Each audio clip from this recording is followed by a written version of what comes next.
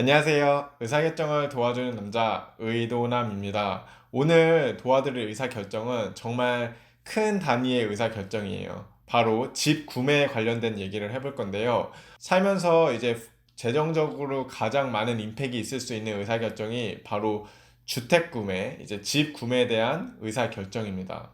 그래서 지금 코로나 때문에 앞으로 미국의 부동산 시장이 폭락할 거다, 또는 아니다, 오를 수도 있다, 이렇게 다른 전망들이 나오고 있는데, 저는 전문가가 아니기 때문에 사실 이게 어떻게 흘러갈지는 잘 모르겠어요. 하지만 오늘 제가 말씀드릴 주제는 내가 이제 살 수 있는 집 가치가 내 월급과 비교했을 때 어느 정도인지에 대해서 좀 계산을 해볼 건데요. 오늘 제가 말씀드리는 이 공식을 조금 사용해 보셔서 내 현재 월급 수준으로 이 정도 집은 살만하구나, 이 정도의 도움을 받으신다면 오늘 되게 유익한 영상이 될 것 같습니다.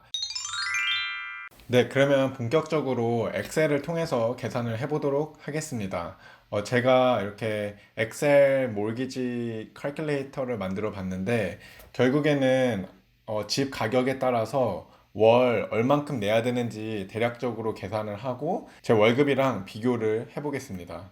그래서 오늘 제가 그냥 샘플로 가정을 할 케이스는 바로 50만 불짜리 집, 그러니까 약 하나로 따지면 6억 정도 되는 집이죠. 한번 케이스를 계산을 해볼게요. 그래서 하우스 프라이스에 50만 불을 넣고 다운 페이먼트를 20%로 가정을 하겠습니다. 다운 페이먼트 20% 이하로 하면은 이제 추가 보험을 더 들어야 되기 때문에 저는 가장 보편적인 20%를 잡았고, 그렇게 되면은 이제 론 어마운트가 40만 불이 되는 거죠.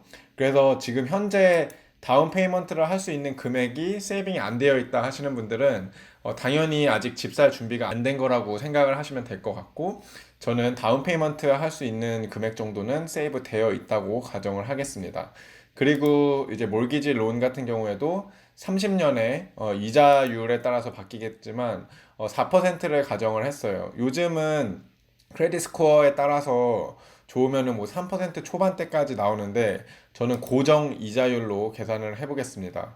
그래서 50만 불의 집을 20% 다운 페이먼트를 하고 30년에 고정 이자율 4%로 하면은 약 1,910불 정도를 내야 합니다. 매월 이렇게 나가는 비용인데, 여기 오른쪽에 잠깐 보시면 40만 불이 론인데 실제 내게 되는 비용이 약 68만 7천 불이에요. 이 말은 28만 7천 불 정도가 이자 비용이라는 거고, 여기서 어떻게 딜을 잘 해가지고 이자율을 낮게 받으셨다, 크레딧 스코어가 좋으셔서 만약 3%로 넣어 보면은 정말 많이 다운이 됩니다. 무려 8만 불 정도가 이자 비용에서 세이브가 되는 거죠. 그래서 이 이자율을 낮추는 게 무엇보다 중요하지만, 어쨌든 이거는 개인의 사정에 따라서 나중에 계산을 해보시면 될 것 같고, 그러면은 1910불을 매월 내야 되는데, 사실 몰기지뿐만 아니라 집을 샀을 때 나가는 비용들이 정말 많아요. 그래서 대표적으로 HOA가 있죠. HOA 같은 경우에는 뭐 이제 네이버ಹು드 에리아에 뭐 짐이 있다거나 아니면 수영장이 있다거나 이렇게 시설 같은 거 관리하는 비용 플러스 뭐 나무랑 이렇게 꽃 관리하는 그런 비용이죠. 그래서 이 비용은 물론 또 주마다 또 집마다 정말 차이가 있지만 저는 일단 100불로 예상을 하겠습니다. 그래서 100불로 예상을 해서 더하고, 또 하우스 인슈런스가 있을 것 같아요. 집을 사시게 되면은 당연히 뭐 화재가 발생했을 때 또는 도둑이 들었을 때 뭔가 파손이 되었을 때 보상받을 수 있는 보험을 꼭 들어야 되는데, 이것도 뭐 천차만별이겠죠. 그렇지만 기본적으로 7, 800불 정도는 합니다. 그래서 저는 좀 보수적으로 1000불로 잡아 볼게요. 1000불을 잡았고, 이제 house tax per year, property tax인데 뭐 미국 평균은 약 1.1%라고 해요. 그리고 캘리포니아 같은 경우에는 뭐 텍사스보다 좀 낮고 이제 지역마다 좀 차이가 있는데 저는 1%로 가정을 하겠습니다. 이거 역시 자신이 사는 주에 맞춰서 홈 가격에 대해서 1년에 한 번 낸다고 생각을 하시면 될 것 같고, 그러면은 1년에 5천 불 정도의 세금을 내는 거죠.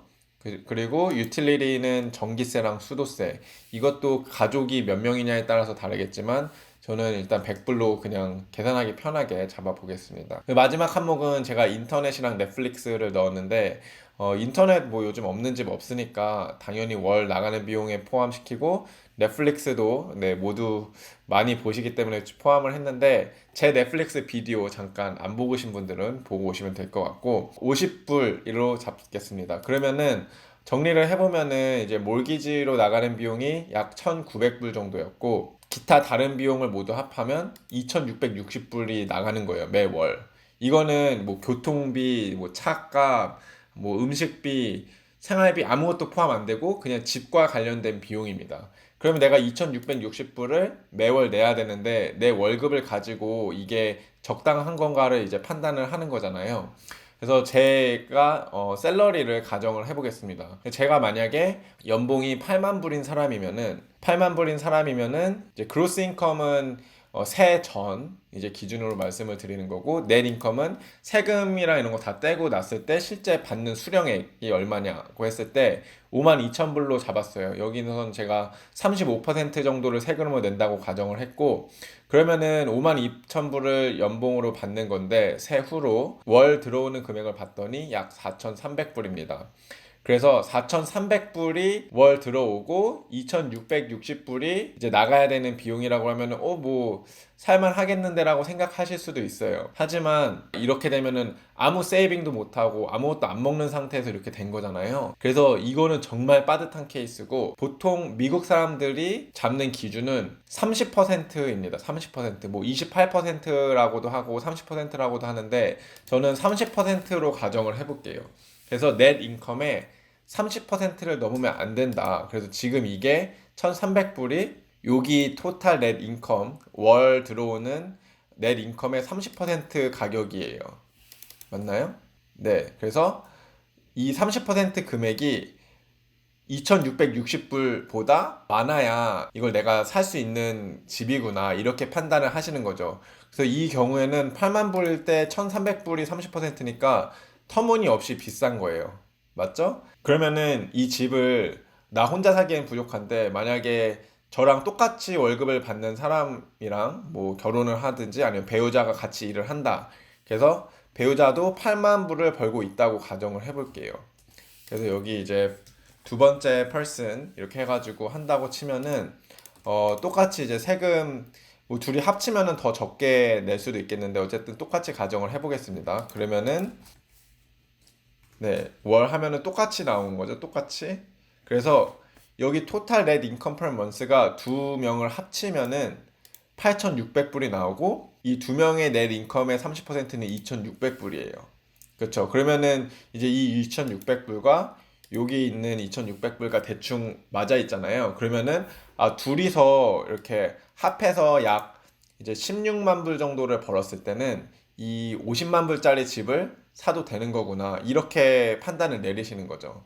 그래서 일단 첫 번째로 중요한 게 변수가 가장 큰 게 당연히 집값, 그리고 이제 이자율, 그리고 이제 연봉입니다.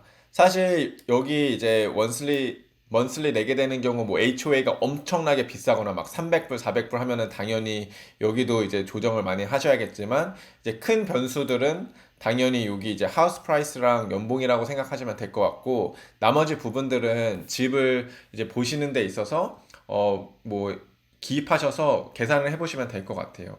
그래서 결론을 다시 정리해서 말씀드리면 우리가 받는 연봉에서 세금 이런 거 다 빼고 이제 들어오는 넷 인컴의 30%를 먼슬리 페이먼트가 넘지 않으면 그거는 우리가 살만한 집이다라고 판단을 하는 거죠.